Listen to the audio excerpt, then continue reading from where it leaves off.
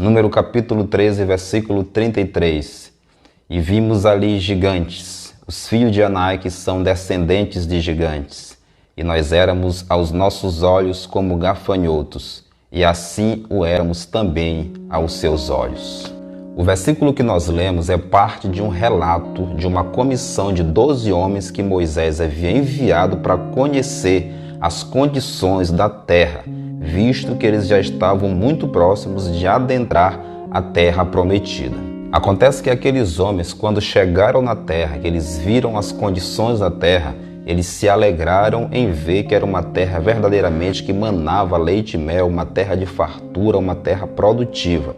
No entanto, era uma terra habitada por nações fortes, com exércitos fortes e muito bem organizados, e também havia os chamados gigantes naquela época que habitavam aquela terra. E quando eles se depararam com aquela realidade, com o poderio bélico daquelas nações, eles se desestimularam e desistiram completamente daquele projeto e voltaram de lá dispostos a convencer Moisés e o povo a não darem continuidade naquele projeto, mesmo sabendo que aquilo era uma promessa de Deus, mesmo sabendo tudo que Deus havia feito desde que eles saíram do Egito até chegarem ao lugar onde eles estavam, que era praticamente a última fronteira para entrarem na terra prometida.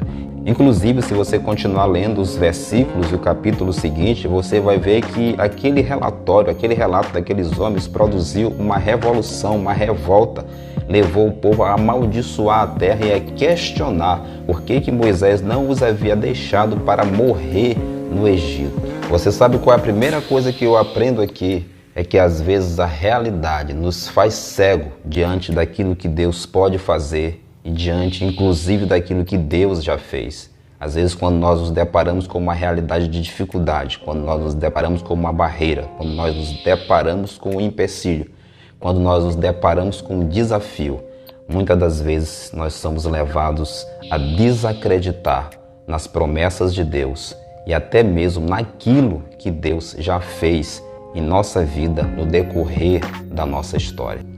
A segunda coisa que eu aprendo com esse episódio é que, muitas vezes, os desafios que se apresentam diante de nós nos levam a questionar por que nós saímos da nossa zona de conforto, por que nós chegamos até aqui, por que nós saímos do nível anterior e nós desejamos, às vezes, voltar para o nível anterior, ainda que esse nível seja um nível de escravidão, como era o caso dos israelitas que desejaram, naquele momento, diante daquele desafio, voltar para o Egito, voltar para o lugar da escravidão, voltar para morrer na escravidão.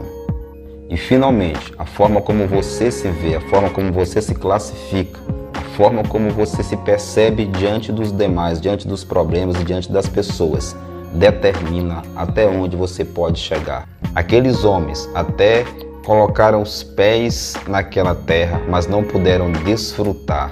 Eles se viram aos seus próprios olhos como gafanhotos diante daquele desafio, mesmo conhecendo o poder de Deus, mesmo sabendo que Deus já havia feito por eles. E eles, e toda aquela geração que foi influenciada por eles, morreu no deserto, morreu no meio do caminho e não puderam entrar na terra prometida. Apenas Josué e Caleb daquela geração foram os que entraram na terra prometida. Tanto a tua visão, tanto a tua percepção de si mesmo, como as pessoas, a visão das pessoas que te influenciam, podem dizer muito, podem determinar até onde você pode chegar.